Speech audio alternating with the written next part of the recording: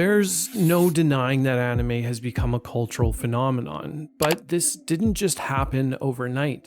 The truth is that it took over half a century of creative people building on the shoulders of those that came before, beginning in the 1960s with a little robot and one man's vision, with every era that came after adding something new, inspiring the next generation of fans and creators alike. That's why it's so important to look back through each decade, to celebrate the anime that laid the groundwork, inspired generations, and changed the landscape of the medium forever. This is that story, told over 6 decades.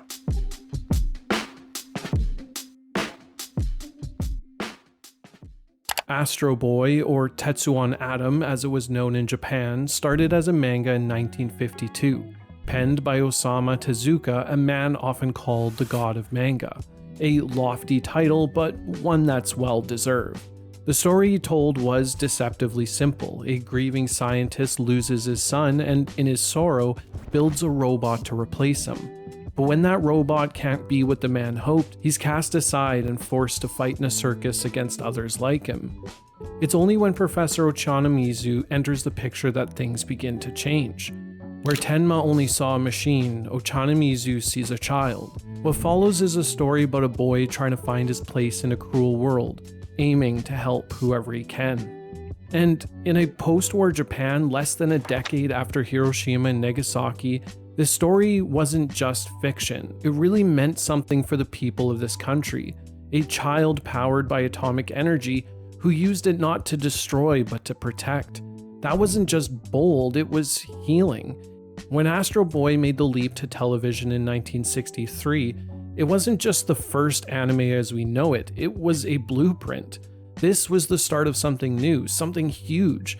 It was a showcase that animation could be something more, with serialized stories, emotional arcs, heroes with doubts and dreams. Because of Astro Boy, anime as we know it, well, it began. When Lupin III hit TV screens in 1971, it immediately felt like anime was stepping into more dangerous, uncharted territory. It followed Lupin III, a sly, stylish thief, always one step ahead of the law, clearly breaking away from the clean-cut, hopeful heroes that came before. Lupin wasn't a role model, and that was kind of the point. Japan in the early 70s was restless. Youth protests, economic uncertainty, and cultural shifts were shaking up the traditional values of the country.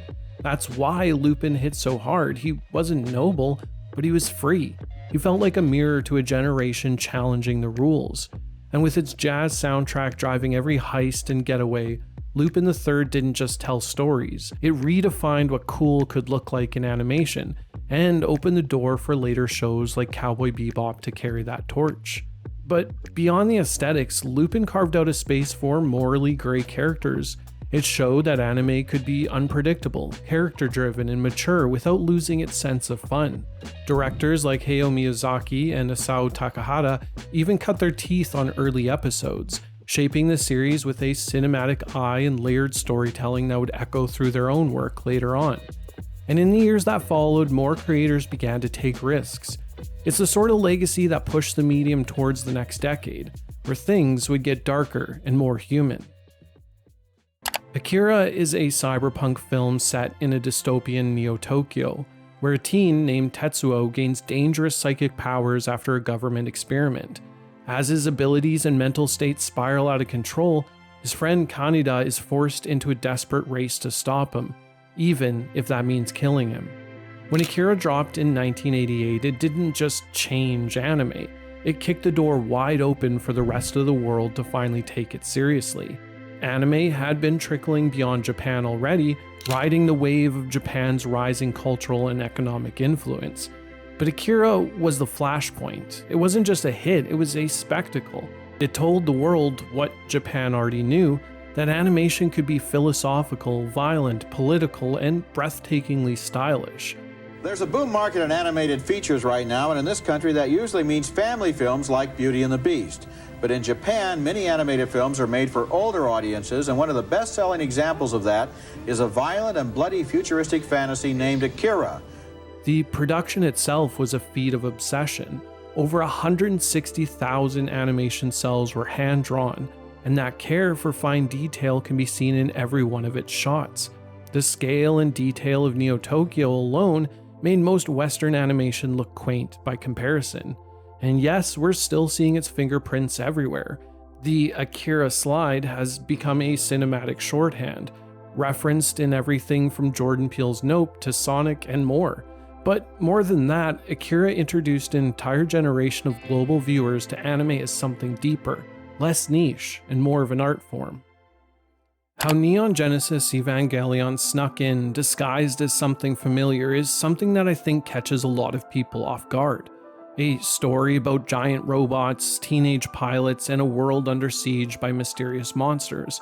All pretty standard fare for your mecha anime that had been popular for a while at this point. But then it started to peel itself open, layer by layer, revealing something far more raw and unsettling underneath. The action was never just action. Every battle chipped away at its characters' psyches, leaving them much more broken than before. Shinji wasn't a hero, he was scared, lonely, and often paralyzed by self-doubt. As the series went on, the real enemy wasn't the angels, it was isolation, trauma, and the desperate human need to be seen and accepted. Influenced in part by Hideki Anno's own struggles with depression. There were no easy answers, no clean victories, and that's what made it unforgettable. Audiences weren't just watching characters suffer, they were forced to sit with their own discomfort as well. The final episodes are controversial to this day, prompting both backlash and obsessive interpretation. But that noise, it was a sign of just how deeply it resonated. It proved that the medium wasn't limited by its format. It could explore the same emotional and intellectual terrain as any art form. Even now, anime is still living in the shadow of what Evangelion dared to do. There's a reason so many people still carry Naruto with them. While it may not have sparked the same kind of artistic revolution as Akira or Evangelion, its cultural footprint is undeniable. For a whole generation of Western fans, Naruto wasn't just a show, it was the gateway, and once it grabbed hold, it didn't let go. The anime adaptation began in 2002, based on Masashi Kishimoto's hit manga. It followed Naruto Uzumaki, a loud, scrappy orphan shunned by his village, carrying the burden of the nine tails sealed inside him. But more than anything, it was a story about a boy fighting to be recognized, to be seen, setting his sights on becoming the Hokage to prove he mattered. That simple dream of turning pain into purpose resonated deeply with a lot of people. Across hundreds of episodes, viewers watched Naruto grow stronger, older, and wiser. He stumbled, failed, got back up, and slowly won over the very people who once looked down on him. In Japan, Naruto stood proudly in the lineage of shonen juggernauts like Dragon Ball, but in the West it was something more, a spark that helped ignite the anime boom of the 2000s. Now you can put your ninja skills to the test with Naruto Deluxe figures. Shadow Flow Jutsu Naruto, Shuriken Attack Iruka, Tornado Attack Sasuke. And suddenly, kids across the globe were trying on Leaf Village headbands, practicing hand signs, and sprinting with their arms behind their back. It didn't reinvent the wheel, but it didn't need to. It gave fans the story they could grow up with, and for many, it planted the roots of a lifelong love for the medium, myself included. Attack on Titan didn't just make an impact, it redefined anime in the 2010s. Premiering in 2013, it exploded out of the gate. It hooked viewers who didn't even think they liked anime. It didn't pander, it demanded your attention, and the world gave it. Streaming servers buckled under the demand, and suddenly anime wasn't niche anymore, it was mainstream, and Attack on Titan was leading the charge. But what really set it apart was how the show continued to develop and push the envelope. What started out as a sort of survival horror evolved into something bigger, something far more ambitious. The world expanded, the heroes changed, ideals clashed, and lines blurred. It asked real questions about war, freedom, propaganda, and what it means to be the enemy. It dared to shift perspectives and challenge its audience to think, even when it was uncomfortable, especially when it was uncomfortable, with a main character who could hardly be considered a hero by the end. And people followed, and that's the wild part. The fans didn't flinch, they leaned in. The show killed off favorite characters, rewrote everything you thought you knew, and still held on to its audience. It wasn't just big, it was bold. The 2010s belonged to Attack on Titan, and honestly, Anime hasn't been the same since. Thanks for watching, and considering we're halfway through this decade, I think it's fair to speculate what anime from the last 5 years will future generations remember in the same way. Let me know what anime you think could make the list like this in another 50 years. And with that, I'll catch you later. Bye.